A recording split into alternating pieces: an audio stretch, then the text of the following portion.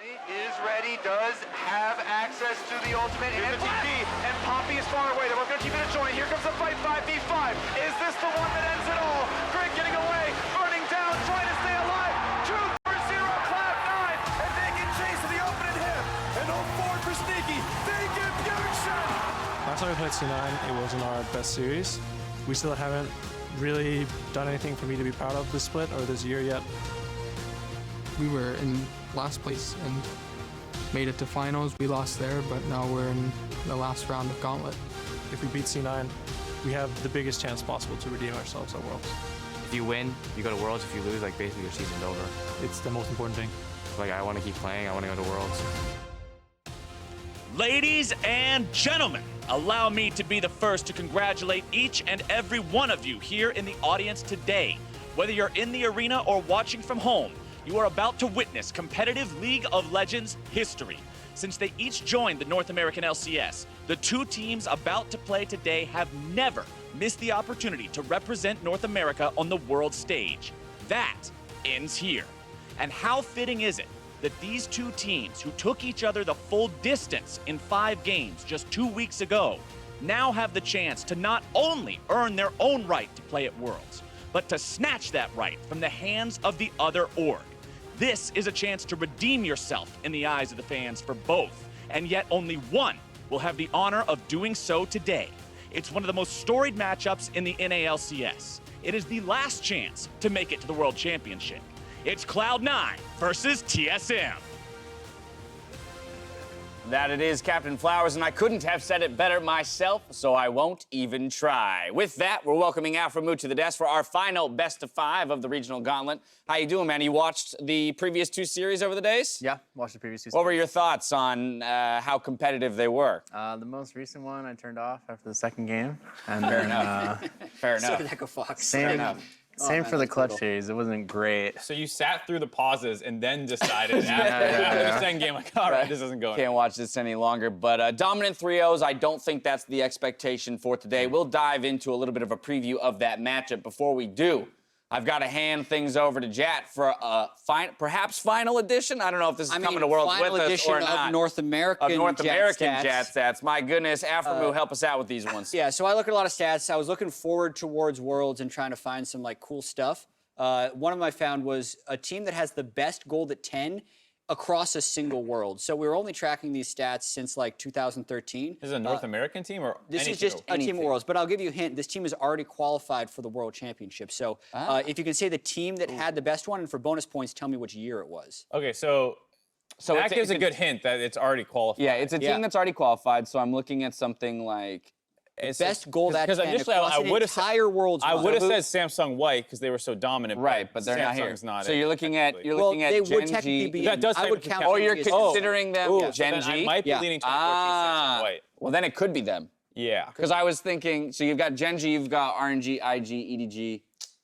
Because I feel like it's got to come from one of those 2 regions. You're not probably getting that statistic unless it's from one of the crazy... I mean, like, Flash Wolves would be an option, potentially. Because they've had some good early games. Yeah. And I could see them having a good run. Do you think it's I mean, Samsung, the years of Samsung White, Samsung Blue were so I'm going to go Samsung White, but I really don't think it's the right answer. But I feel like you're going to say 2014 Samsung White, Dash? Well, I'm going with that because remember what happens when I disagree with Mark. All right. No matter what I usually get it wrong. No matter what happens. You're right. It's always bad for me. I just drag RNG, yeah. So after going with RNG, this one surprised me. This was Fnatic in 2015. Their semifinal year. Average plus 1,075 gold at 10 across the entire World's run. So that was Origin, Fnatic, deep run into semifinal. Yeah, Samsung White was the second closest one. So second question. All right. We only began tracking jungle proximity in 2014, so that's where the stat begins. Which World's year had the highest average jungle proximity or the lowest? So it's like, can you, just in general, which year had the most jungle ganking versus the least jungle? And this is starting in 2014. So yeah, so it's basically multiple choice. 2014, 2015, 2016, 2017. So I'm trying to remember what the jungle metas were like for each of these, because you're going to think it's going to be a high ganking meta or like heavy like roaming support meta or something, so they're always near somebody. It was either last year or 2016. Not 2015. I feel like 2015... We have to do 2015 highest and lowest. Yeah, I mean, if you get one of them, I'll say. Well, 2015 was the carry top meta, so junglers were kind of in like support duty a little more, right? Yeah, not the percentage, just like what year was the highest and lowest. Right. I'm just trying to think of what the meta. Last year was Ardent Sense meta. 2015 was the Juggernaut. Juggernaut, so Darius. Yeah, every 2014 game. was like the Samsung White. Right. And stuff. 2 NA teams going to quarters. I'm saying But 2015. in 2014 was a lot of like That was turret like- trading. It was like Lee Sin. It's like grouping and turret trading. Yeah, well, right? that's pretty important, the fact that there are 2v1s in it, Yeah. because that's something that's going to boost it up. But that's why I'm thinking it could be something like 2014 simply because there was so much grouping early in the game to push turrets down. So by virtue, your I put in jungler has 2015 high already. I proximity. submit 2015. As the highest. As the highest? Okay. Yep. All right. 15 for lowest. I'm going to 15 go, lowest? 14 highest. All right. So Dash gets 2014 highest. Woo! The lowest was last year. The Ardent Sensor meta. Yeah, The that lowest makes jungle sense to me. proximities. All right. And also one of the years where we had no lane swapping, so I think lane swapping inflated it a little bit throughout the Okay, years. fair enough, fair enough. Final question. The highest damage percentage a player has had across a Worlds run since we started tracking the stat. No way, it's an 80 It's, carry? an 80 carry. It's not a mid laner. Those people get babysit all game? Yeah. Wait, I is can't it not? believe- Is it not Uzi? It's for a Worlds run. You can guess Is it Uzi. not? How could it not be Uzi last You year? would think it would be Uzi. Right? Come on. This player's also qualified Although, for Worlds this again, year. well, great, he's done that. This is one of those he's not, he's situations not. where I feel Sorry, like he's not qualified for Worlds this year. oh, he hasn't he qualified hasn't. for Worlds. yeah, this that's year. a really good hit. Oh, so it's not Uzi. I can't remember the Who are you name. thinking? Who are you thinking? iBoy's not qualified, right? He qualified last night. Oh, he for did us. with EDG, right? Yeah. Fair, okay. Can this person still qualify? Is it? Yes. Is it Okay. No, it's I've not given you, Bang. I've It's given you a not lot of Bang. hints. It's not They haven't Bang, is qualified, it? but they can still qualify. Bang. Oh, they can still qualify. Yeah. Yeah. Oh. What? Oh, is it double? Oh, no, it'd be, I mean, not double. it'd be sneaky. Sneaky, yeah. Yeah. It's Zven. Oh, it's Sven. Sven. It was Oh. Zven last year. In the group stage with G2 Esports, did 41. Oh, it was such a short run. It was such a 6 short games, run. Didn't make it out. 2 games against. You know oh, why? damage You know why I percent. chose Yeah. sneaky though is because he had the one ridiculous Caitlyn game last. Yeah. in Well, that's the why I was previous thinking World iBoy. Championship. So in my head, iBoy had the disgusting thing. Anyways, Yeah. what's Yeah. cheating about this is it's damage percent. So Yeah. like, there's basically like perk sucked and like Sven was just carrying, and that's why his Exactly. damage percent was so high as they all lost. right, all right. That's cheating. A small preview you of so many hints. of JatStats World Edition with some hints. Did not increase our success rate in the slightest. But when it comes to the rematch against Cloud9 today, Bjergsen feels that they were caught off guard last time, but are prepared today. Last time we played C9, it wasn't our best series. I actually think we played decently well considering kind of our preparation, especially in the first couple games. I feel like we got outdrafted to some degree, but we were still able to kind of pull a win out, especially in the first game. But we just weren't really as prepared for what the Swole Bros were going to play in the mid jungle, and especially Svenskeren on the Graves was kind of just a stable pick for them to farm up and scale into the late game. And it put a lot of pressure on us that we need to kind of get the game going before this guy gets a lot of items. So I think we're much more prepared this time. Some thoughts from Bjergsen on the last time these two teams met, feeling a little bit more confident this time around. My question to you guys is, what does TSM need to do to make you confident in them as a 3 seed for North America at Worlds? So what they're proving today in a best-of-5 to make you confident moving forward. I would like to see some continuation of the cleaner macro game that felt like we were starting to see in Game 1 of the Echo Fox series, as well as kind of finding their own unique voice and play style. Like, Bjergsen has clearly shown that he can play a lot of things, but I would like to see them keep going with the Kai'Sa and the Varus for Zven, either going for the most lane dominant, one of the most stable picks in the Varus, or getting the kind of hyper-scaling Kai'Sa for him. A lot of that comes down to the draft, and I think what was weird about the Echo Fox victory was like they smashed Clutch Gaming and then Echo Fox got smashed, and both those felt like those teams kind of blew up a little bit. And so I would like to see, if they beat C9 here today in order to go to Worlds, I would like it to be one where C9 looks good as well. I want a tough matchup that they have to fight their way through and then make the Worlds. Afro, what's your assessment? Yeah, I agree. When I watch TSM's games, when Mithy looks like he knows what he's doing, in the game with TSM, it looks like the whole team follows him and knows where to go. Macro looks cleaner. Mithy is always in the right spot, making the one play to counter the enemy's engage, etc., like he was doing yesterday. Okay. And as long as Mithy is able to get to the right spot, have his teammates get to the right spot, and play around their plan, they will do well. All right, so a little bit more focus specifically on Mithy as being a linchpin to the rest of the team's success. What are we thinking down here? Yeah, I want to see them go for proactive 1v1, 2v2, 3v3 plays and actually have them work. So much of the regular season, they were actually trying these things, but they were messing up the execution or the dive wasn't timed properly. If they start pulling that stuff off, since their team fighting is so strong and their experience is there, then I'd be more confident. All right, hyper-focused on those skirmishes. Following a loss to Team Liquid just last week, though, for Cloud9, they come into this, best of 5, kind of with a punch to the gut. If you were in Reaper's position as Cloud9's coach, what is your strategy coming into the best 5 today? I want to start with you, Aframu. I think the strategy that C9 went with TL in the finals, where they tried to have carry jungler versus Mithy, historically known to shut down all carry junglers whenever he plays against them, wasn't really a good strategy, but coming up against TSM, they should run the same strategy that they did versus TL, because it worked for them in the last series. Okay. I don't think TSM has adapted well enough for the Svenskeren coming in on Graves, Blabberfish with his Hacker Room jungle, and then being able to snowball through middle, move around the map, should be able to seal. Strategy was a misfire at finals given they were against Team Liquid, but should find more success here against Cloud9. What about the two of you guys? Any thoughts? Yeah, well, I think the 2v2 for C9 is so important. I think even though TL is really good at playing around bot side, that series was lost in that mid 2v2. Yeah. They need to be able to get pressure with Jensen or Golden Glue, whoever's in there. And when they're up against Sejarelia, they're just not getting that in any other games. All right, well, we got 3 minutes to go until game 1. So what do these teams need to do, in a sense? We've talked a little bit about it here, but I want to get some more specifics in win conditions for each of these squads. Mark Z, we're starting with you. Yeah, and we kind of heard you guys talking a lot about it, which aligns very nicely with my win conditions about hold the Bjergsen pick as late as you can. We talk about you can play a lot of different styles. The 2v2 in the mid lane, very, very important. I want to make sure that whether it's the Swole Bros, the non-Swole Bros, he's able to see what's coming his way before he picks his champion. Early picking the bot and jungle, obviously following that. When they played their quarterfinal or semifinal matchup, there was a lot of jungle bans thrown at Grig, so making sure he doesn't get pinched all 5 bans or something like that, grab it a little bit earlier.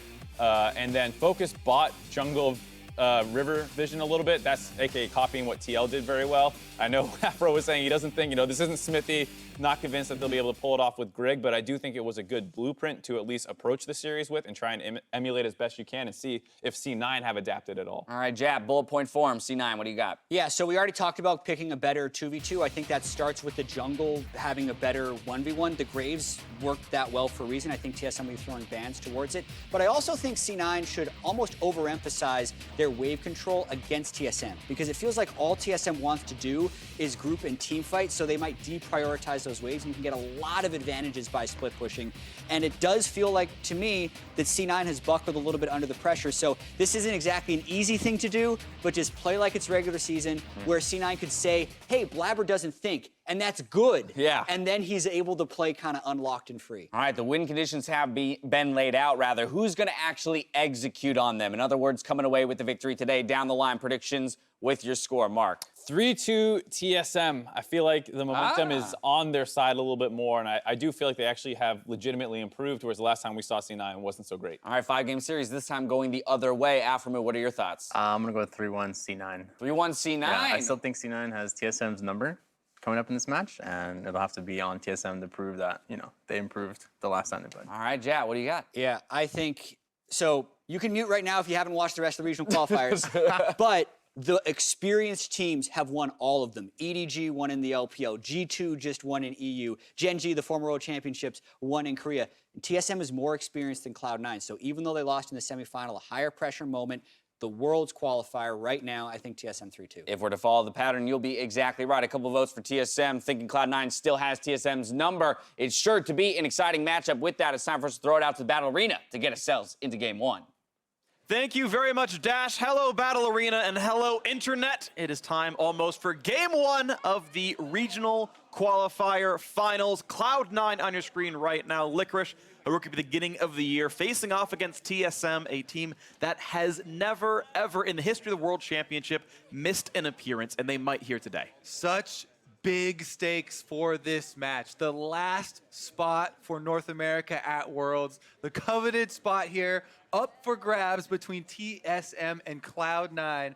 Both teams that have been fighting so heavily throughout this year to really make a strong recovery. Cloud9 did it going from 10th place to the finals, but that doesn't matter if they don't get to Worlds and get that qualification spot. Same thing here for TSM. They've even put in extra time in the playoffs trying to get 5 games for all their series to prepare for this one. Echo Fox didn't help on that one, sadly. Rolled over a bit early, but it is going to be a fun one to watch for. Cloud9 definitely have been a team that were able to put themselves together from a bad season. You think back to, I think it was their 2015 or 2016 run where they ended in 7th place in the summer split, managed to squeak into the regional qualifier and reverse swept their way into that world spot, ended up playing reasonably well there.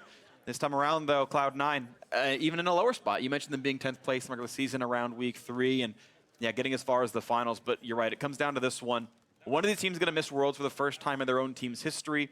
TSM, of course, for all of Worlds, had them here. And the question is who's going to play better on the stage. We have a very slight delay on stage, about 1 minute to go until Champ Select starts. And I actually really do like what Chat said, though, about experience and about the stakes being high. We are back on the LCS stage. The crowd is going to be less loud than they were in Oakland. The pressure. I don't know about that. Okay, you know what? You're right. They've been pretty loud here in the opening. I take it back. So, no, you know what? I'm from NorCal. I can't say it. NorCal's still better than SoCal. My apologies, Los Angeles. But how long have you lived in SoCal? Like 6 years. 7 years down here. 10. Actually, you can count San Diego since 2005. So 13 years in SoCal, 18 in NorCal. They're cheering for NorCal. We're at a Champ Select. We're getting off topic. Cloud9 and TSM. The last match of the North American LCS for 2018. The winner is heading to Worlds into the play-in. Let's see who can do it as the picks and bans come through. I am so excited for this champion select, actually, because Cloud9 are once again, this is the kind of been their recipe. They start out with Jensen and Blaber and can make adjustments depending on how well each individual player performs. And they already showed versus Team Liquid that they don't have to keep the 2 duos together. They're willing to mix them up. Versus the last best of 5 that these 2 teams had, though, it was Kindred ban every single game that Blaber was in when they started from TSM. That remains true here. Zillion also followed up. This is the same way they started out before when facing Jensen and Blaber. Target that combination that those 2 players have become famous for in all the regions across the world. They've been very good, but Cloud9 are changing their strategy from the previous best of 5. In game 1 in the semifinals, it was 3 jungle bans trying to force Grig down. He still got Gragas, still had a decent game. This time, Cloud9 putting the pressure on Jensen. Aurelia and Akali, the most commonly played assassins in the mid lane, are off the table. This time, no Braum for Zeyzal as well. And I actually think Reaper's job is a bit easier here. For TSM, you can so often project the type of composition that they're going to run. Very, very high chance of Grig on a tank, Mithy on a tank, and Hauntzer on a tank if it's not GP. So GP has not been removed yet, so that is still an option. But other than that, it has always been triple tank from them. You know, Bjergsen on some sort of playmaker. Galio also counts into that. And then Zven on one of those high DPS auto attackers for the late game. Varus is going to be that, plus the strong laning phase. And of course, we have Zven going to Varus instead of the Kai'Sa, which I find a little bit interesting. Kai'Sa had been a much more frequent pick for him in the postseason. He's now actually got twice the plays on Kai'Sa he does on Varus, but switching that around, there will be a Tahm Kench that'll keep him alive, and TSM going to keep going with a very steady state of Zven being a great team fighter, a damage percentage leader for the World Championship. I really do like a Tahm Kench pick, specifically when they already showed an early Camille. Camille has a very, very high potency for picking people off, very long range, but she's super squishy. If she commits to someone, you Tahm Kench devour that person, all of a sudden Camille will usually find themselves in a bad spot if they're not paired with something like a Zillion or something that's going to give them some sort of defensive buff. On the other side here, Cloud9, let's go with this Aatrox. Yeah. Because I'm very glad the North American teams have increased their priority on this Aatrox. We've seen it in the LPL months beforehand. They never really even dropped it down.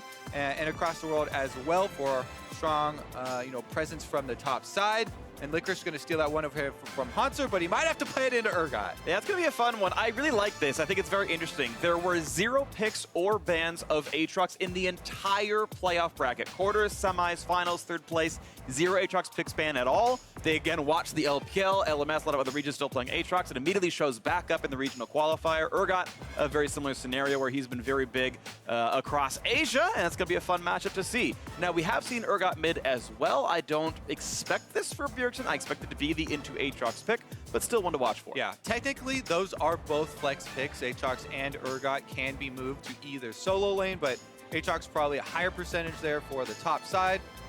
Urgot definitely very versatile. Galio ban does come out because Camille's already been picked up by Cloud9. That is one of the best combinations in the game. You have Camille guaranteed engage and locking people in an area for Galio's big AoE stun to arrive. And you can see a TSM still respecting the hard engage comps that C9 could run. You think back to the semifinal, Leona had featured in that series somewhat prominently. So Zeyzal losing another support from his pool as Tahm Kench was picked. Braum and Leona were banned, and he's going to play something else. All right, so yeah, they're definitely whittling down on a couple of the support role picks here for Zeyzal, who has been a big playmaker for Cloud9. Coming in out of the Academy League very early on, and he was one to stick on the starting roster. Ooh, they move Urgot. Urgot, yep, switch down here, probably to Bjergsen now. Could definitely have a little bit of wiggle room, but not that much. Urgot jungle! I've seen it. All I'm saying is I've seen it. That's fair. I've seen Orianna jungle as well. My Gold 5 friend not going to be bringing that on the LCS stage anytime soon. All right. Meanwhile, though, the big lock-in of the Sion. This is what I was talking about earlier. The archetype for TSM is they have 3 tanks, and they've already got them here. Tahm Kench, Urgot, and Sion here from the top side for Hauntzer. Plus, Sion gives guaranteed, repeatable engagements for the late game. When you get a little bit of cooldown reduction and you rank up your ultimate, gets almost to 30 seconds there, and you can just fire off ulti after ulti to get those hard engagements, especially if you're ahead. Absolutely, and we're going to see what they're against here in Cassiopeia being hovered. And Jensen going to play Cassiopeia into Urgot, a matchup we saw in Echo Fox versus Clutch. It was in the top lane. This one going to go into the mid lane now as well. And that one in the top lane also had a first blood start, level 1. Yes, so it did. It wasn't, the greatest of samples. Cassiopeia is safer in the mid lane, also has the range advantage over Urgot, which is very big for the mid lane. But again, jungler presence means so much in this. And if Cloud9 are going to have Blaber on his Camille, which he's been so aggressive on and has played around the mid lane, Camille and Zach are 2 of the longest range engagement for junglers, and both of them perfectly built to camp around the mid lane. So this is going to be a very interesting matchup between Jensen and Bjergsen. Both of those guys are extremely star, mid laners with very high skill caps. Junglers are going to want to get them ahead. And this is not the first time Bjergsen's brought out Urgot in the NALCS postseason. I think back to old Urgot in around 2015. Where he took down Cloud9 at the out in the sun, I think, at this arena outside, and that was exciting as well. Either way, we are into game 1 of this best of 5. Aatrox coming back in North America. Blaber on another aggressive player with that Camille, but Zach still in the pool for Grig. And the only real ranged marksman on that TSM lineup is Zven. Yeah. To be the big damage dealer here. It's going to be an exciting one. Coaches shake hands. They've got more to play, but a very exciting draft all the same. Yeah, I mean, we were projecting at least 3 tanks for TSM. I count Urgot as a tank because you basically build Black Cleaver and then a bunch of tanky cooldown reduction items. So they've got basically 4, and it's going to be up to Zven to have that big damage percentage that Analystesh mentioned. He, at Worlds, has had the highest damage percentage for a team in any single run of any year at Worlds. Yep. And here we go. Score 0-0. Someone's going to take the first one in this best of 5. 3 Nexuses sends you to Worlds. Cloud9 and TSM ready to do battle. Let's get into Summoner's Rift. Final stage of the North American Gauntlet. Both these teams gonna fight it out here. Cloud9 have had such a miraculous run at the end of summer, and they want to make it count here and convert. Speaking of damage, they have damage from basically every role. Very different compositions we have on our hands here. If Cloud9 get an early lead, it can look like a very one-sided game here because they have so many options for damage. And in the early game, you will win skirmishes across the map because TSM won't be able to group up with their big damage. And it's not even just options for damage, it's options for diving as well. You think Aatrox can revive, Camille can drop aggro, Alistar turns practically invincible. They're pretty good at really pressing the advantage. Those dives are going to be exciting. And because that is so important for this Cloud9 composition, I would expect a lot of focus on Blaber and Blaber's early route here. You know, either give him a strong pull on the red buff so he can take over both Scuttle Crabs in the river. Camille absolutely will destroy Zac.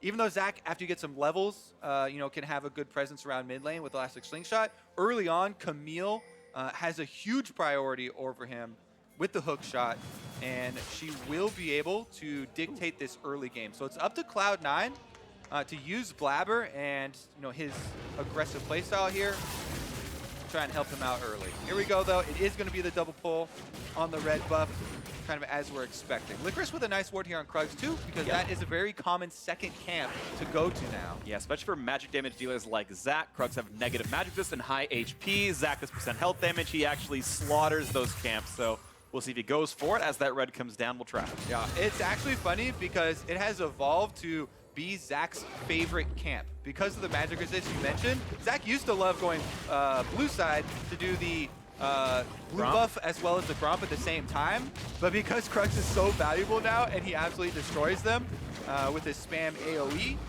this is definitely the new route, and it was a very good ward there by Licorice seeing it. Meanwhile, Blaber going to make his way to the top side as well. So Cloud9 get to be informed of the jungle pathing of Grig. They know his right side jungle is totally open, and Blaber can use that to take whichever camps he wants. I expect him to get a lead in the early jungle pathing because of that information difference.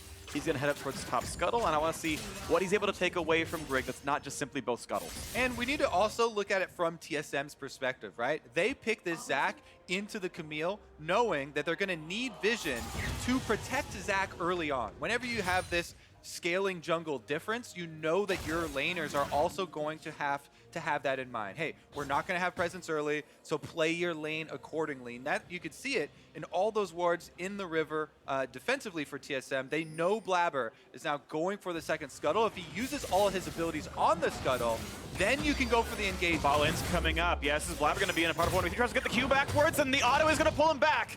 And where is the rest of the team go? They're going to fight, and it goes over to Grig. And looks like Blaber is able to get away safely. He had the E available, so no dive. But Grig able to match in camps. And great move there by Mithy. It's all about the support from your team when you're going for these jungle skirmishes. Zac is able to steal that one away, but Blaber slips into the blue buff. Can he finish it before the wolves are finished? He's got an Alistar as well. This seems pretty likely. So as this gets stolen away, we've got a silent report from Avli. That's word from Reaper. Thanks, guys. Rupert said that the team watched TSM play yesterday and that they actually looked pretty scary coming into today. He said that the team fixed most of their problems coming from Oakland and that they've now found their stride. What I loved was that he told his players, guys, if you don't have confidence, trust in me because I'm confident in you. Back to you guys. Reassuring words from Reaper. If you don't have your own confidence, just trust in me. And he talked about them fixing some of the problems from Oakland.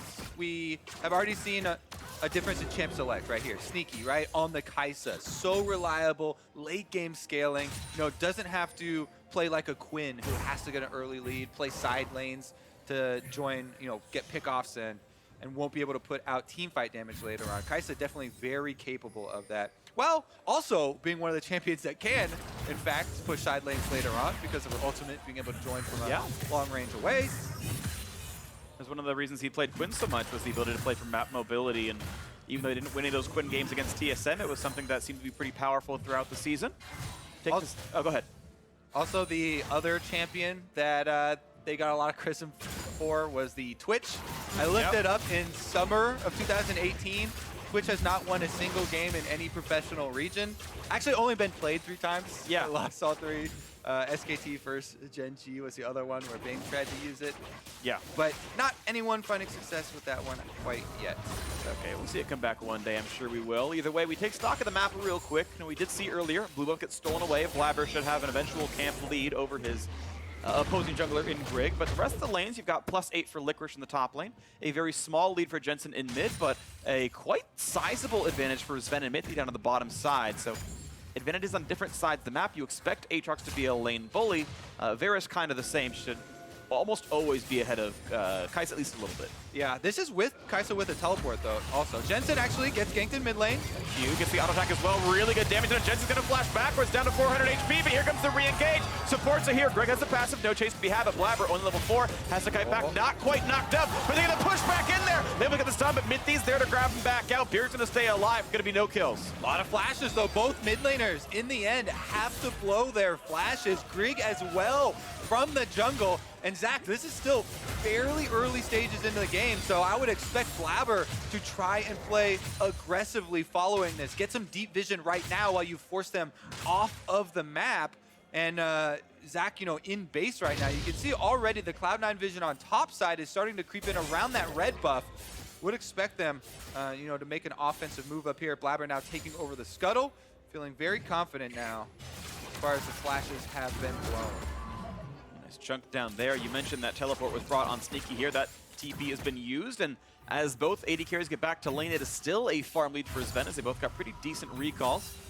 Blaber seeing if there's a play to be had on the top side. Keep in mind, level 6 for both top laners means chance of a dive could be there, but now on the bottom side, teleport's coming down as well as the fight is coming in. Grig level 5 looking for the next play to be had. Zeyzal gonna zone out the rest of these players, but he's a bit alone. Ult's gonna go wide, finds a stun, but he has nowhere to go. First blood to be grabbed, goes over to Bjergsen. Big pickup here for TSM. First blood in the mid lane for Bjergsen. After all the shenanigans that we just saw with everyone blowing flashes and the conversion around mid lane, he actually uses the teleport bottom. This is something that you do need to be aware of for Cloud9. He just got off his recall from mid lane, uses the teleport bottom lane. It's actually just a very good ward that they had there previously. Super deep, allowing Bjergsen to come in right behind the C9 duo as they were pushing up in the lane. And that was one of the first times that they had been that exposed. They're down in CS, being pushed under tower by Varus, and TSM very happy with that first blood and this early lead. That's going to feel really good. The only kind of recompense in the mid lane was 4 CS for Jensen. Those mid laners are still equal otherwise, so a well-timed teleport with Spellbook turns that into an Ignite for the time being, so Bjergsen might find a repeat gank at some point, or can at least defend himself. Yeah, Zeyzal talked about it yesterday, had a little Urgot demonstration, and mentioned the Spellbook and the options that you have with this, right? You can swap over, catch people by surprise with a teleport, even smites later on, so keep your eyes on which summoner spell Bjergsen does go to. Right now, though, Blaber goes all in on Grig. Intense with the ult as well. Ult's going to come across, pulls him right back out, smites onto the red buff, going to jump away, staying alive on this one. Now Blaber, sadly for him, the red buff is going to leash back. He has a top laner around, though. They might stay. Yeah, he should be able to finish it off with pure damage here. Both of them did use their smites on the fight earlier on. Grig trying to get some life back, and Blaber trying to use the challenging smite for some true damage. They don't get the kill, but they do steal away the red buff and exchange ults. This has been good invading by Blaber, though. On this very early pick, Camille got a lot of pressure, has now taken half of Grig's buff so far this game. Yeah, and to be fair to Grig, this is what you have to do with this champion matchup. Zach is on the defensive early on. Very good stuff here by Grig, though, making use of the early power that Camille is going to have in that matchup. Also, again, the solo laners collapsing for Cloud9 and coming to help out with that invade. You can see the almost 20 CS lead on top side for Licorice with his Aatrox. We've seen Aatrox's biggest impact has been roaming around. You know, a lot of times to the mid lane, into the jungle there, trying to use his ultimate early on to create skirmish plays for the team and get other lanes advantages as well. Well, he's helped get the red buff the one time. That was pretty good, using his lane pressure for something on that side of the map. And we'll wait to see what he does next on this one. Both TPs were used about 4 minutes ago to get back into lane, and the second recalls have come through now as Aatrox has most of the Black Cleaver and his boosted speed. Blue buff handed off, no problem, over to Bjergsen on the right-hand side of the map. Still holding on to that Spellbook Ignite. Several minutes to go till his teleport's back up as well. Hauntzer this time will be the first one to roam down to this side of the map, and right now it's for a couple of wards, but might get behind Jensen. All right, we have a top laner roam to the mid lane. Jensen, no flash. The flash, E for the slow, the knockup, not quite gonna land, but they get the push back as well. There's no way out. He's gonna get pulled right back in. What a kill, Bjergsen 2-0. And TSM with 3 members in the mid lane there coming to help out Bjergsen. This is 2 kills now for the Urgot. He is gonna have a very fast Black Cleaver. And the thing about running so many tanks for TSM, you can group up super early on and have very high effectiveness because tanks have such good baseline effectiveness just with their base abilities and a single tank item. You can expect TSM to actually have a very good grouping early on. Grig flies in. He actually never even got to touch Jensen as Bjergsen threw him over the shoulder, got him with the ultimate there early on, but it was actually Hauntzer who had the effective roam from top lane that we were just speaking of as a possibility for Cloud9 and Licorice to go for. So very good job by Hauntzer to actually jump on one of his slim openings. He hasn't had too many of those to go look for it, but now Blaber wants to make a play. Got the ult, gets right back into the wall towards his turret, but at 1/3 HP, might have to kite away. Looks like no dive to be had as Grig is holding him alive. He does have biscuits as well as use his last charge of corrupting potion, so he's trying to eat the biscuit now to sustain under his turret. And they also have Grig in the wings here, waiting to possibly turn it around even. All right, now into the top side. It's a 2v1. Licorice does have flash, has the ult as well. He's going to run away, and that is an ultimate down with the health bar still low. Yeah, ult was burned. The minions were killed off, so Grig had no other target to try and auto attack and get his pullback on the stretchy arm, but Blaber now is going to have another option. Stretchy arm. I mean, it's stretching strikes. Now we got to head the pull across the mid lane, but Mithy's around. Every time Zeyzal shows up mid, there's a Tahm Kench to save the target. There are no ganks and roams to be had. And that's the thing. If you're running such a tanky lineup, even if Cloud9 make a big roam, it takes you a while to burn the target down, so TSM have some time to react with other people converging. Look at how big the shield is already for Urgot on the activation there. The Black Cleaver's been completed, so 20% cooldown reduction helps so much. He can make very good use of the passive armor shred on it because he can apply so many stacks very quickly. And again, gonna have high baseline of effectiveness. Maybe they use it for some early dragon control. This Cloud Drake could be quite important, and already TSM actually grouping up on bottom side, laying down some control wards to try and make use of the long range engage that Zach has available. He's looking for it, going pretty aggressive. Now, Blaber not spotted by that trinket ward. Looks like no turret dive to be had. You mentioned the bottom side. Both first item spikes have come through. Storm Razor for Kai'Sa. So it's going to be AD Kai'Sa. They got a mage in their team, but the Blade of the Ruin King now done for Varus as well. Means that's going to be Zven online. And that Drake not going to be that hard to kill through that item. All right, couple of item completions for Cloud9 as well. Licorice, 131 CS on the top side of the map. Does have that lead over Hauntzer, has completed his Black Cleaver, and is trying to wear down on this turret, trying to, roam around, get some deep vision for the team. But it looks like, once again, most of the action bottom side away from Licorice as TSM want to get that first turret bonus. Blaber saw Bjergsen coming down, but it might not matter. Bjergsen's now subbed in a Ghost as well. Now he's got 2 extra summoner spells that he's not bringing to the game. And yes, this turret about 500 HP. Its days are numbered, and there is no pressure by Cloud9 anywhere else. There's no repeat gank for Blaber to knock down top. They're just going to be slowly losing this turret, and TSM will grow their lead from 1,000 to about 2,000 when that turret does fall. A little bit of a trade on the top side. Pretty good damage, but again, it does not seem to matter. Hauntzer's gotten more done this game. Yeah, a lot of sustain here. Again, just goes right back to chugging the corrupting potion. He's taking Grass Sphere on the Sion. Once again, the recent changes to Sion that have seen him rise to almost 100% presence in pro play has been that he gains very easily a lot of health from killing the minions now, just passively as he stacks up. Plus, if you add Grasp on top of that, he just gets very, very healthy super early on, and he can build lots of armor and resistances rather than having to focus health. There it is. Yep, TSM getting their cake, eating it too. Cloud Drake plus first turret, and Cloud9 have done nothing to stop TSM so far in this game. The lead, almost 2,000 gold. They will get at least an answered Rift Herald. That is 100 gold plus at least a charge on a turret somewhere. Yeah, Cloud9, luckily for them, they do scale their damage super effectively, and they do have a pretty diverse profile here. Even though it is the Storm Razor's Kai'Sa, there's still a decent amount of magic damage that she's going to output, as well as Cassiopeia. If Jensen remains protected, she can absolutely destroy some tanks that are only stacking armor. As of right now, Hauntzer is purely built, itemized for armor. Only his lane opponent, Bjergsen, has stacked up some magic resistance right now with the Negatron Cloak. We'll see when that comes online, as Grig's going to make his first luxury purchase. He's got his Cinderhulk done already, so we'll see if that's Knight's Vow for armor or maybe a Spirit Visage for the very obvious MR plus healing synergy. Wait for that one later on. TSM moving back around the map, though, as Mithy clears away the wards. And they've been the proactive team, which is actually a little bit weird to say in this match. Cloud9 typically have had better early games, and TSM, you heard actually in the Bjergsen mini interview before the game, he said that they felt pressured that, oh, there's a Gray who's going to scale up. We suddenly have to be the proactive team. We have to make moves in the early game.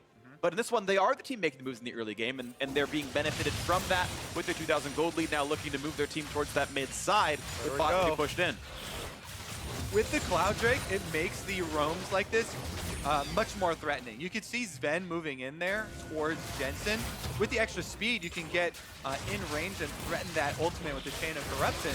So Jensen had to go into evasive maneuvers very early on. TSM zoned them off the turret a bit and get it down to 50%. Turret down to half, and still Cloud9 waiting for their openings. They had several lanes with small advantages. Blaber winning the jungle matchup, Licorice winning the top side, but it doesn't seem to matter here. The level advantage actually for Grig in the jungle despite losing those camps, despite the invade. Zeyzal going to go in for a two-person knockup. Mithy's still around though, unstoppable coming in, and it's Grig just going backwards towards the rest of his front line. No kills yet, but they're still going to be chasing. Jensen walks in, gets exhausted, and here comes Sion. He gets a knockup on a Blaber. That's going to be a lot of stuns. Ults to buy some time. In comes Aatrox as well. 5v5 begins, a headbutt forward. Grig still has the passive. Hauntzer, and they're going to find that kill. Licorice diving in and reviving as well. They knock down the Bloblets, and it's now time to try to pick off Zach on this one. They will not yet burn the teleport. Hauntzer can't get the chase. There's a TP to keep Grig alive. He's going to get right away burning that flash. Only one kill. The disengage for Cloud9, and the fight is stopped. What a fight! That was incredible here. Licorice comes down, flanks through the entire fight, flashes for the kill, finishes off Hauntzer, and you could see how difficult it was for Cloud9, even though they were able to tank out 100% of the health bars of two of TSM's tanks. It was Zach and Sion, both of them with passives to get back up and continue in the fight. So only one kill is awarded, but look how much work is done, and you can already see how much damage this champion has the ability to put out. Zeyzal goes in, he's the one to start it all out for the team. He forces kind of the regrouping here from TSM. Hauntzer has a really good ult right onto Blaber, who is a squishy member, but you can look at the split focus. When Licorice comes in, he splits TSM, their tanks and their damage dealers across the map right here. And he's able to flash in, use his ultimate revive, but now he's got no revive! He's gonna be going down on that one. Licorice. Goodbye. It's a bit bitter for you. There's the kill picked up. Hauntzer grabs that one. 3-1 TSM. Now into the mid lane is Cloud9. TSM very quick to strike back after that one. They get the revenge on Licorice. Meanwhile, though, the Rift Herald push has to be answered. TSM, you can see 3 members coming down from the top lane play to try and deal with that one. Make sure that Cloud9 won't get any more out of it, and it is going to be 1-for-1 turrets right now. Sneaky and Zven are also still pushing on side lanes though, so we should have another turret trade on the opposite side of the map. Yeah, pretty good wards out from Zeyzal to keep him safe. You can see Mithy doing a very similar thing on this left-hand side of the map, and a 1,300 gold difference will remain about what it was before. Zven has time to knock that down, gets all the local gold, Mithy only the plus 50. This turret, there is a Sion nearby, but I don't expect this to be defended by TSM. Hauntzer just going to grab a little bit of gold for himself. A little bit of XP, but knows he can't survive a tower dive when Zeyzal has Aftershock available. Sneaky should get local gold here as well and keep that game pretty close. Okay. All right, as we get further and further into the game, just look down the list of the TSM tanks and figure out which is going to be an easy target to take down in the fight. The answer is none of them. The only one is going to be Zven, and he's going to have the Tahm Kench next to him. So we'll see how Cloud9 will manipulate the field to try and get a good flank onto Zven. You have multiple people pressure him. They're going to need multiple points of pressure because they have so many tanks to actually work around. They definitely have the damage output.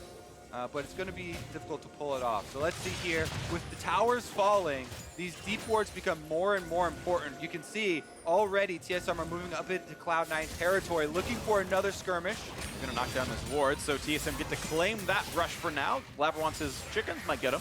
Remember, this is an Infernal Drake in 15 seconds here, so Cloud9 want to fight this. TSM, though, already with the vision control, this is a huge advantage. When you're the team with all the tanks, it's hard for Cloud9 to face check any of these brush. They don't have a super tanky member that wants to take those hits. Licorice is in! Over the wall, they're gonna go in for this one. Under the back line goes Kaisa. Can they knock off anyone? Mithy a bit low. Zven's gonna stay alive. Watch ever sneaky gets away. Flashing away from the ultimate. It's a gate for Cloud9. Licorice ult gonna end. Sneaky chunked again a little bit, but now they've got the jump on towards Sion. Hauntzer's flashless. They've got the channel onto him. He's gonna go down. Jensen getting the second kill of the game. Now as Cloud9 get another one for 0. Once again, Licorice flanks down from the top side. This time, though, Cloud9, they chase off one of the tanks away from the rest of the group. And with the Camille ultimate, they know that Hauntzer will not be able to get away, so Blaber traps him in. They finish off the kill, and Cloud9 starting to mount that comeback. They're not ahead in gold, but they have claimed the Infernal Drake for themselves. Game getting a lot closer. Watch this fight one more time. All right, so on the top side, Licorice goes in once again. He forces Zven to walk backwards, and then Sneaky is able to ult in off of Licorice's plasma charge that he applied to Zven, getting into the back line, forcing the Devour early, and this kind of made TSM split up. They had Hauntzer on the top side. He tried to run away, but Cloud9 can chase him down with the Camille while he's separated from the group. And you mentioned the fact that Hauntzer had built only armor so far, still no magic resist, which meant he was pretty easy to cut down for Jensen here on this Cassiopeia. 3,000 gold in that fight, most of it into a very tanky Sion, but not against magic damage. It's definitely necessary for you to have a split damage profile when you're facing a team that has 4 tanks. Yeah, oh yeah. Because you don't want the enemy tanks to be able to have very gold efficient builds, only stacking one type, and that has worked out pretty early on here for Cloud9. Let's see about the next setup though, because it could very easily go the other way if these control wards for TSM allow them to get the engagement on their terms. This is a Zac and a Sion, very good long-range engagements that have follow-up engagements from the Urgot as well as the Varus with your Chains of Corruption. That can look like a very long form of CC. Licorice now is going to be the target again as TSM go for the side lane. Might be found out on the side. Knockup not quite going to land. He's gotten away from 2 of those so far, but now he's going to survive a 1v2 as Bjergsen's shown up, and the rest of the team only staying in the mid lane. So Licorice getting brought lower where they wait out the ultimate, and they're going to force the revive. TP coming in now for the rest of the team to show up as Sneaky joins the fight. 2v1. Licorice trying to stay alive, trying to dodge the ultimate, but he's going to be chased down, and it's going to be a kill picked up now for Hauntzer. Now Zeyzal got to be careful. At half HP, flashing the wall, but the ultimate's still there. Still available for Bjergsen. They bring him low. They can knock that kill down as well, and Cloud9 give up 2 kills. And look at that. The 2 tanks from TSM are full health. Even with Licorice trying to fight them on the bottom side and fight his way out, they don't even put a dent in them. So he goes down again, plus the rest of Cloud9 who tried to collapse and help him out. This is going to be TSM taking over the Baron Pit area. With Blaber having Flash and Smite, you expect an actual Baron attempt to not be on the table, but they are going to try. They're going to force Cloud9's hand, make them face check. 50-50 is unlikely, but the ability to stop the team fight could be easy. And C9 have nobody healthy enough, no one tanky enough to face check this. All they have are squishy damage dealers and the possibility of stealing away. Licorice is alive again, though. 4v5 on the pit. Vision's there. Blaber can smite. Can he beat Grig for this one? She doesn't help. How are we going to last one? Oh, it's beautifully done by Bjergsen, switching over to smite with a spellbook, and the fight begins. And an ultimate coming in for Grig. A lot of damage to the front line, but the tanks are beefy. A kill onto Hauntzer, and the blob is now picked up as well. No TP's available. They can kill off Grig. He can die. Zeyzal will fall. The flash out, and Grig actually lives. They can't kill the bloblets. TSM get the Baron 1-for-1. Again, the Zac and Sion passives. After you do all that work burning through these tanks, Zac is able to get right back up, and Sion takes down a counter kill on your support with Zeyzal dropping here. So Cloud9, they aren't able to steal away this Baron. Have another look here, Freak. The Acer Predator replay here onto this one, and the dive over, they choose to 50-50, and the double smite beats out Blaber. All right, so TSM, after securing that though, Cloud9 take the fight inside the Baron pit. Blaber goes in, uses a stopwatch there. Bjergsen flash over the wall, and even though it looks like they have the early lead in this fight, the Sion zombie forces a flash and gets a counter kill, while also buying time for Grig to get back up, flash over the wall, and get himself to safety. So TSM with the Baron buff are able to take down the mid lane turret as well, and Cloud9 need to defend.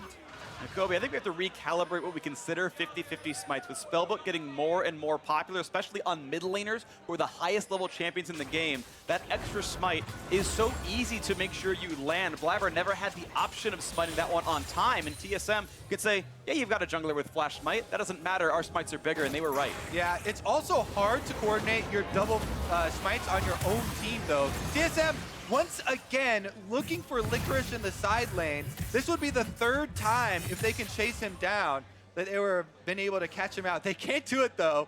Pops the ult, he runs away, and he actually buys a lot of time for Cloud9 here. He took out the minion waves.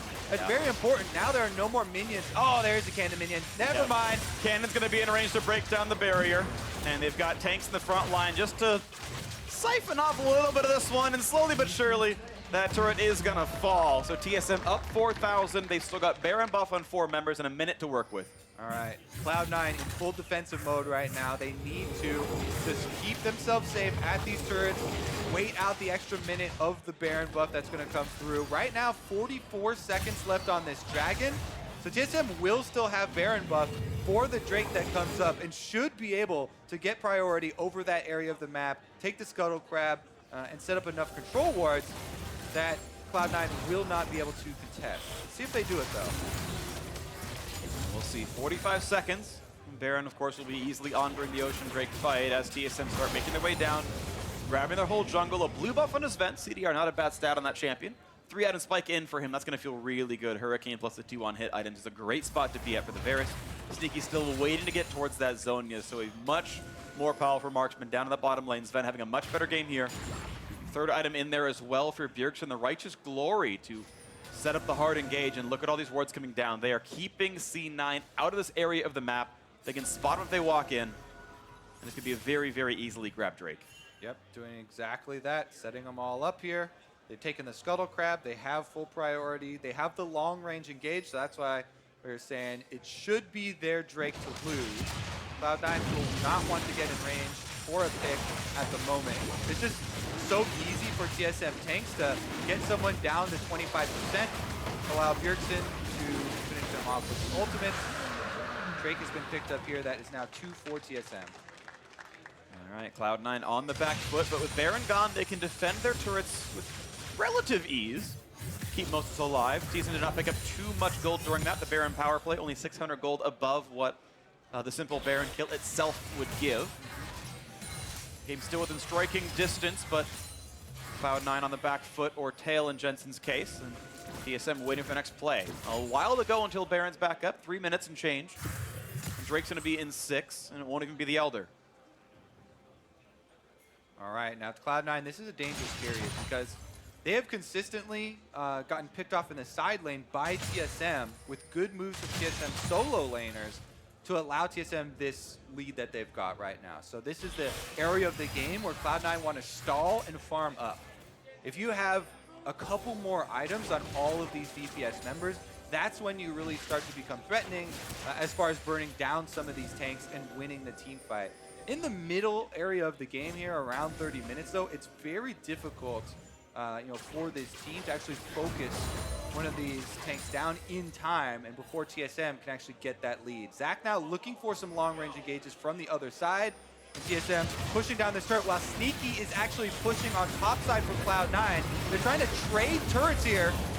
All right, 4v4 from the front line. TP in for Sion. The pass going to be popped for Grig, but he's okay for now as the team shows up for the rest of the team fight. They're going to still keep Kai'Sa in the top lane. Now, how's the engage going to work? Grig is down. The TP coming in finally for the marksman. A 5v4. Those could be Cloud9's fight. Blaber forced to flash away, but the front line's still very durable. The back line not too bad either. Mithy a bit low. Licorice got to be respectful. A stun comes in. Zven stays alive. It's a 4v4. Hauntzer walks back. Watch out for Jensen. He's knocked up. He's not going down. He forces the zone. He's now Bjergsen looking for his next target. And they finally get those kills picked up. C9 on the chase. Licorice is low. The flash for Hauntzer. but he's going to be traded back by Sneaky. In goes Jensen, in goes Blaber, trying to kite away. Over the wall goes Bjergsen, can't quite find that kill. TSM routed, Cloud9 get up a kill. Is Blaber gonna keep chasing there? Bjergsen's so low, but Mithy's bodyguard right now is gonna allow him to walk out.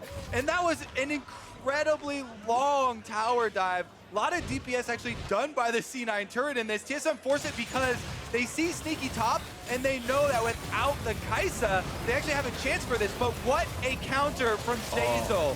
Gets him with the pulverize, completely destroys Grig's opener here, and that forces TSM. They try and protect his bloblets with a secondary engage. And just look at all these stone plates from the TSM tanks. First it's Hauntzer with the Sion, barely takes any damage. Then on the re-engage here, Bjergsen on the Urgot is gonna go in. He has a stone plate for himself too. Right there, they try to get the counter engage onto Zven, take out the big damage source. But here's number 2. Hauntzer is healing up. He uses his stopwatch. Licorice flashes in for the kill once again though. Him taking out the Varus was very big, allowing Cloud9 to finish the chase. Then Hauntzer obviously gets his flash explosion off too. His zombie gets slowed down though, so he's not able to chase down Blaber. We're back to the hectic mid-game as the minion waves go back and forth. This game is at only 2,500, and any team could win this one. We get later on in the team fights. We've got a very big set of items on Jensen. The Void Staff done. Death Cap not far away. Cassiopeia scales so well. Whoa. And they've got a knock up there. They look for Hauntzer. Very tanky that pops a stone plate. Not an easy target anymore. They're going to kite back. Oh, it's not going to land from Varus. Stone plate is a very important cooldown to kite for Cloud9. You can see them backing off, and now they can go for the re-engage. Smith. Oh, he got pulled back. He's going to go down. The flash is too late. He was willing to flash, but not after he got pulled back. And now the knockup comes in, but Licorice with the ulti on. Happy to chase forward. 2-man knockup. They're going to chase to the back line, though. No one can save Zven. He's going to surely be knocked out on this one. And the carry is gone. Hauntzer's alone. 3 for 0, Cloud9. And just like that, Cloud9 are going to be able to take over the map. TSM have been scattered. They can't even get back to defend at the moment. 2 ranged minions left for C9 to push, and they're inside the base. 2 minions will keep the push going. They have the frontline tank it. Zeyzal can hold the tower shots. Inhib turret gonna fall. The inhibitor itself gonna drop as well. 25 seconds on Zven, but more than 30 on Hauntzer, and it means the push continues. Grig is trying to cut off the minions, but these 2 ranged minions have been heroes. Well, Zeyzal gets the aftershock. He's gonna take it for a little bit of a Bjergsen. Front lining so well. Licorice is low. The kill into Grig. Respawn's coming soon. Still the 5 vs 2, but he pulls in them. The fear pushing Jensen onto the turret. Can they knock down Cass? They can't quite do it. The next turret is gonna fall. Zven is up in 5 seconds though. 1 versus the world. Can he make it happen? He'll kill Licorice, but the Nexus will drop. Cloud9 take game 1.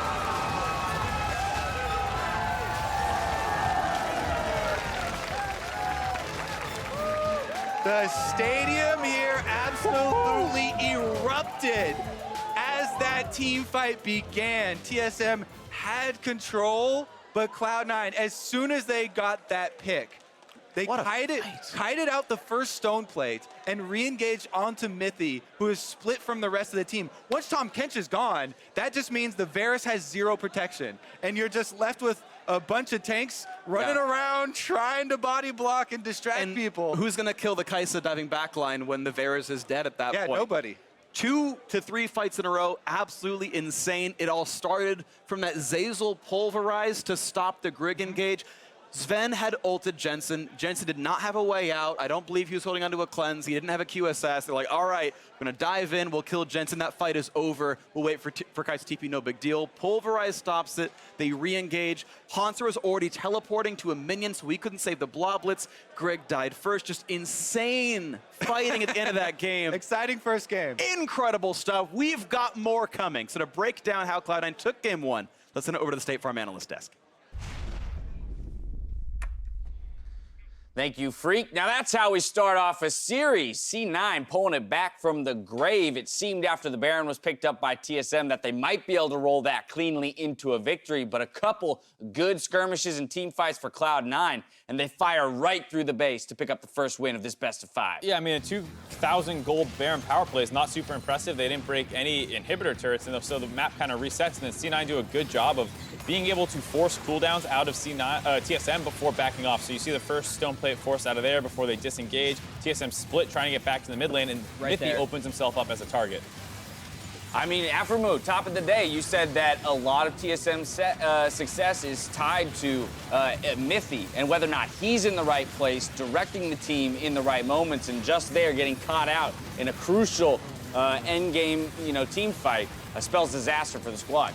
Yeah, their team fight is actually really hard for win condition. They have to start the fight, but their carries in the back have such short range to be able to follow up on the Kaisa and Cassio, and they have to go through Alistar with ulti, Camille, who can R some of the damage and stuff like that. So it's kind of a hard team fight. Tough to navigate team fights. Chat, what are your thoughts? Then they made the call to end the game as well, which was really a close one with all the respawns coming in, and an easy way to kind of backfire the game if that didn't go, that they had just clawed their way back into. So that's actually one of those decisions that a regular season C9 would make, but you usually don't make in the qualifying series to Worlds. You normally play that safe, but I think it bodes well that they went for the risky play and pulled it off. And you asked for that. You asked for them to play like it was the regular season, willing to take risks, because for C9, a lot of times when they're able to commit to that as a full 5, they come out successful in those kind of, risky plays. Taking a look at the draft, though, you talk about the difficulty of TSM's, comp to execute sometimes in the team fight. I just want to take a look at priorities and how these two teams have approached our best of 5 today. A lot of damage coming from C9's comp,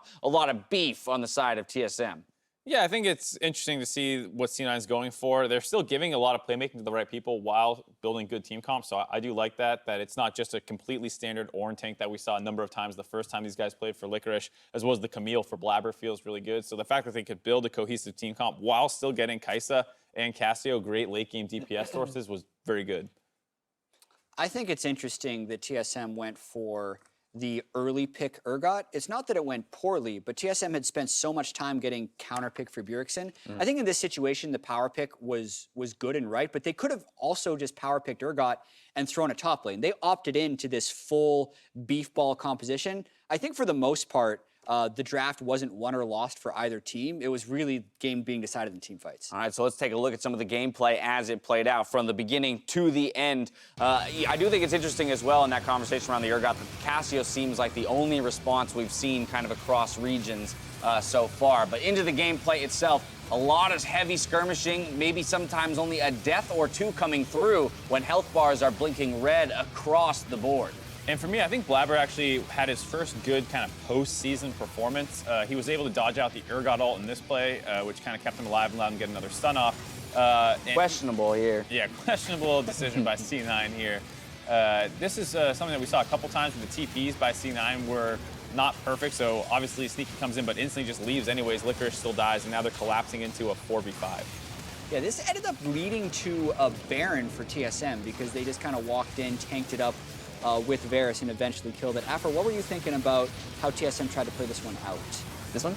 Yeah. They can't really hit the tower because of Cassio's range and having Alistar there ready to engage. So they had Sneaky split for a little while, but since Sneaky wanted to TP down for this team fight right here, C9 just win team fights in general because their front line has to overextend to be able to CC their back line, and their carries on TSM can't really follow up. So their whole front line is in the midst of all of these guys, and the only people that do have to play well around it is Blaber and the front line on C9, which is Aatrox, has a res, Alistar has his ulti, and C9 just easily win this fight. Yeah, I can really see the difficulty for a lot of those TSM members in getting into range to deal that damage. The gold swing at the end of the game.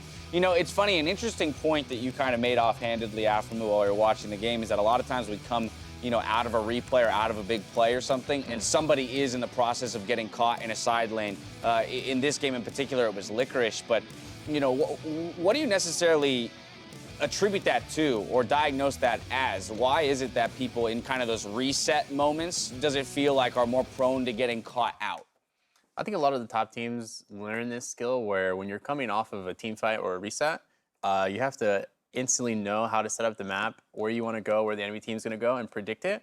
Otherwise, you're going to get caught somewhere. So TSM is really good at that off of a reset and know what they want to do. They're like, Licorice is going to push the side lane up, overextend a little bit, we can catch him. So Tahm Kench ports over there, and he got caught twice like that, starting team fights. I think there should be, or rather there is some concern then around, again, the inexperience that is that exists on the Cloud9 roster, and Licorice, Zeyzal, and even Blaber himself. And yes, they did come away with the victory, but a couple of those moments definitely allowed TSM to extend the game and keep themselves in a position where that Baron ultimately was taken off of a pick in the bot lane and rotated up to the top side. That said, I did think that while that's the downside of being the rookies, the go when you see the opportunity was still there. That was something that was lacking in the playoffs. And in that final fight, you know, there was no hesitation as Blaber, after killing Mithy, realized I can get onto Zven for free now, and he hopped the wall and found him, and that's kind of won them the game, was Blaber getting the Camille ult off. So I think they can criticize him for that, but it was a good thing as well. Jat, TSM to blue side here moving into game 2. It was a very close game. So what would be some small adjustments that you'd like to see from this squad to, you know, push the series to 1-1? I really want them to control Kai'Sa more. It is by far Zven's most picked of the playoffs. I feel like whenever you're opting into these 4 tank compositions like TSM has done, or a lot of other teams have done globally, Kai'Sa is the key to that because she shreds faster than even a Rageblade Blade of the Ruin King Varus would. And I think if you swap the AD carries in the last game, TSM probably wins. I want them to early pick Kai'Sa because that blocks a lot of opportunities for the other team. All right, priority in that ADC position. Cloud9 starts the series with a win. We'll see if TSM can bite back when we return for game 2. See you after the break.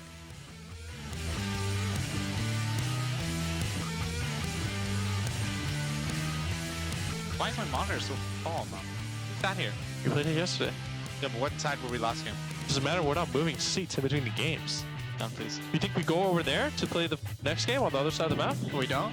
Ult's gonna go wide, finds a stun, but he has nowhere to go. First blood to be grabbed, goes over to Bjergsen. I can get her off. Oh, she's doing better though. Suck him in. Take him out. Nice. 5v5 begins a headbutt forward. Grig still has the passive Hauntzer. Oh! And they're gonna find that kill. Licorice diving in. A kill onto Hauntzer, and the Blaber's now picked up as well. No TP's available. They can kill off Grig. He can die. Zeyzal will fall. The flash out. And Grig actually lives. No one can save Zven. He's gonna surely be knocked out on this one. And the carry is gone. Hauntzer's alone. 3 for 0. Cloud9. 1 versus the world. Can he make it happen? He'll kill Licorice, but the next will drop. Cloud9 take game 1.